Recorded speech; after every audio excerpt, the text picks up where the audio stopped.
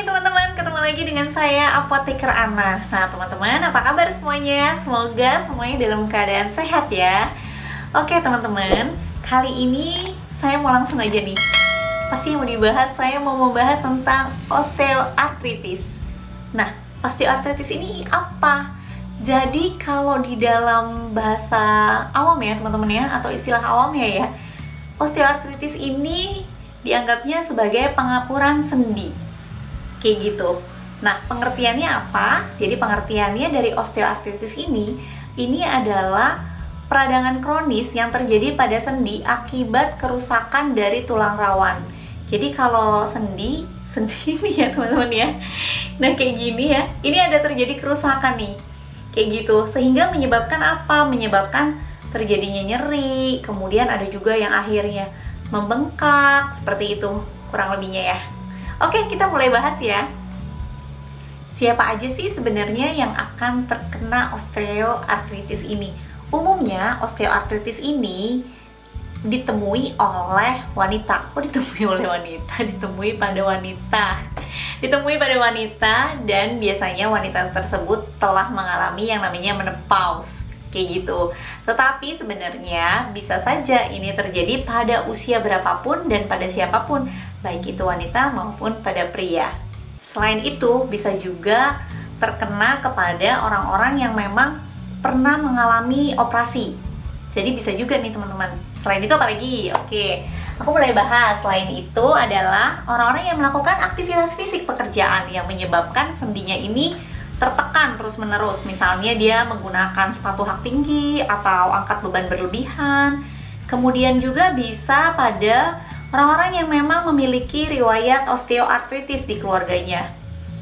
Nah, ada lagi nih yang mengalami kelainan bawaan atau cacat pada tulang rawan dan sendi. Nah, oke teman-teman, jadi tadi kan saya udah membahas tentang siapa aja yang menderita osteoartritis, walaupun umumnya ya ditemui pada wanita yang sudah mengalami menopause, tapi siapapun atau umur berapapun sebenarnya bisa saja terkena. Nah, gejala yang paling umum itu apa gitu ya.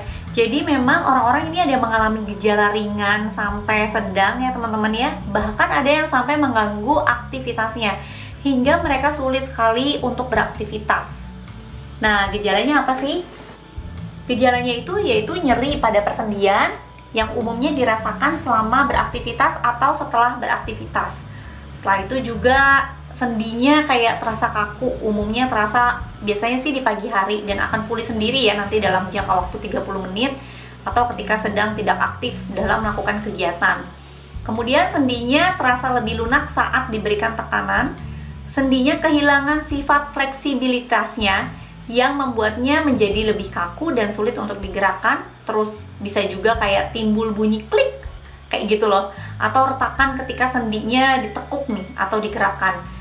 Ada juga yang muncul taji tulang. Jadi taji tulang itu kayak apa ya namanya, tulang lagi ya teman-teman ya, di sekitar sendi, yakni kayak benjolan tulang yang keras dan tajam.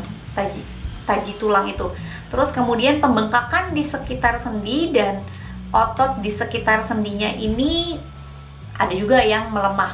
Yang pasti sebenarnya ada juga orang-orang yang kerap apa ya namanya ya, hilang timbul gitu loh teman-teman ya. Jadi nggak semuanya yang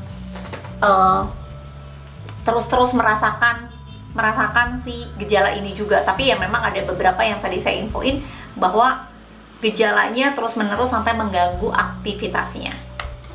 Kita langsung ke pengobatannya ya teman-teman ya. Jadi pengobatan untuk osteoartritis ini ada beberapa. Yang pertama itu kita bisa memberikan obat paracetamol. Terus yang kedua kita juga bisa memberikan obat NSAID, yaitu salah satu contohnya yaitu ibuprofen. Bisa juga diberikan obat golongan kortikosteroid. Golongan obat kortikosteroid ini bisa dalam bentuk tablet ataupun dalam bentuk suntikan ya teman-teman ya. Nah, yang terakhir itu ada juga dalam bentuk krim, yaitu contohnya capsaicin cream. Selain yang tadi, ini juga bisa diberikan yang namanya fisioterapi atau ada juga operasi. Operasi ini sih memang jarang dilakukan ya teman-teman ya, karena memang kalau operasi ini dilakukan untuk memperbaiki atau malah mengganti sendi yang rusak agar penderitanya ini bisa lebih mudah untuk bergerak. Nah, pengobatan yang tadi saya jelasin intinya tetap harus berkonsultasi dengan dokter. Jadi tindakan apa yang akan diambil yang paling tepat untuk penderita osteoartritis ini nanti harus disesuaikan. Jadi apakah tindakannya akan hanya diberikan obat aja seperti tadi paracetamol, ibuprofen ataupun golongan kortikosteroid ya teman-teman ya, dalam bentuk tablet ataupun diinjeksi untuk membantu memberikan pelumas intinya, ataupun dilakukan operasi, ini semua nanti harus dengan rekomendasi pastinya dari dokter. Nah, sebenarnya selain itu masih ada lagi nih yang bisa kita lakukan, yaitu dengan memberikan suplemen. Suplemennya apa sih? Saya rasa kayaknya teman-teman tahu semua deh. Yaitu glukosamin. Ya, apa sih glukosamin itu? Nah, glukosamin ini sebenarnya nutrisi yang dibutuhkan untuk persendian. Pada dasarnya, glukosamin ini bisa diproduksi sendiri oleh tubuh kita. Tetapi seiring dengan bertambahnya usia nih teman-teman, si produksi glukosamin dalam tubuh kita akhirnya berkurang, sehingga menyebabkan si osteoartritis tadi. Dan akhirnya kita membutuhkan yang namanya suplemen ini. Nah, oke, aku ada contohnya nih suplemennya. Mana sih? Tolong diambilin dong contohnya. Tunggu ya teman-teman ya, aku ambil dulu. Nah, ini dia suplemen ya. Oke, kayak gini kelihatan ya teman-teman? Kelihatan kan? Videografer kelihatan kan? Oh, oke katanya. Oke. Jadi ini suplemen ya. Nah, isinya apa sih? Di sini ada kandungannya yaitu glukosamin, glukosamin HCl ya teman-teman ya, chondroitin, terus udah gitu ada MSM-nya, kemudian ada selenium, ada zinc, ada magnesiumnya, dan ada mangannya. Nah, aku mulai bahas nih. Jadi aku mulai bahas satu-satu ya. Nah, glukosamin ini yang tadi aku bilang, jadi dia sebenarnya bisa diproduksi sendiri di dalam tubuh kita. Tetapi seiring bertambahnya usia, glukosaminnya berkurang, produksinya berkurang, sehingga kita perlu asupan dari luar, yaitu tadi suplemen ini. Nah, si glukosamin ini memang akhirnya membantu untuk memberikan nutrisi pada si sendi kita, yang dipercaya bahwa si glukosamin ini bisa untuk membantu mengurangi rasa nyeri di sendi ini. Kemudian ini ditambahin juga dengan chondroitin ya. Jadi chondroitin ini juga berasalnya biasanya kalau chondroitin itu dari tulang rawan ikan hiu. Kalau si glukosamin tadi aku lupa, aku infoin bahwa dia biasanya dari cangkang udang dan kepiting, kayak gitu. Nah, ini yang makanya sebenarnya memang perlu konsultasi juga ke dokter. Kenapa? Karena takutnya ada beberapa orang yang akhirnya ini apa ya namanya ya, kayak alergi gitu ya terhadap udang dan kepiting. Ada juga yang seperti itu sih teman-teman. Kemudian di sini ada MSM. MSM itu adalah metil suponil metan. Jadi ini memang untuk membantu meredakan si rasa nyeri. Lebih seperti itu ya teman-teman ya. Sisanya sih sebenarnya vitamin-vitamin yang memang dibutuhkan untuk sendi kita dan untuk tubuh kita. Kurang lebihnya seperti itu. Oke, aku bacain lagi bahwa petunjuk penggunaannya ini cuman satu saset dalam bentuk saset ya, ini ya, seperti ini ya. Jadi ini nanti dituang di dalam air dingin, ditunggu sampai larut, kemudian nanti diminum.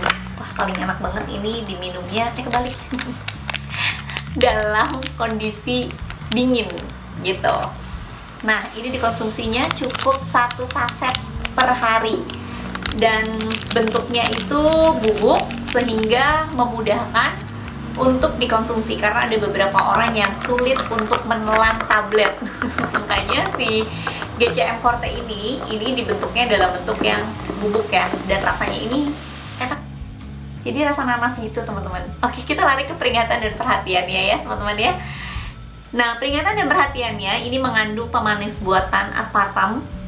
Terus kemudian produk ini mengandung fenilanin, jadi tidak boleh digunakan pada penderita phenylketonuria. Kok aku agak sulit ya bacanya ya, kenapa ya? Terus dan wanita hamil dengan kadar fenilanin tinggi. Terus produk ini tidak boleh digunakan oleh bayi di bawah usia 1 tahun. Hindari penggunaan pada wanita hamil dan menyusui. Dan hati-hati pada pasien yang hipersensitif pada salah satu komponen produk ini. Jadi kayak tadi kalau misalnya yang alergi juga pada udang dan kepiting, itu juga nanti harus diinformasiin. Terus efek sampingnya apa sih? Efek sampingnya ini hanya sedikit orang ya yang mengalami efek samping seperti ini ya. Ya pasti ya ada efek samping gitu ya, tapi sangat minim. Pemakaian yang berlebihan dalam jangka waktu panjang atau pada lansia dapat menyebabkan efek sampingnya mual, muntah, diare, dan juga sakit kepala. Nah, buat teman-teman yang mau coba, nanti silahkan coba GCM Forte untuk kesehatan sendi teman-teman semua. Dan sampai di sini dulu video saya. Semoga video ini bermanfaat buat teman-teman semua. Dan jika bermanfaat, jangan lupa untuk share ya video saya ke teman-teman kalian yang lainnya. Oke, see you. Sampai ketemu lagi di video saya selanjutnya. Bye-bye.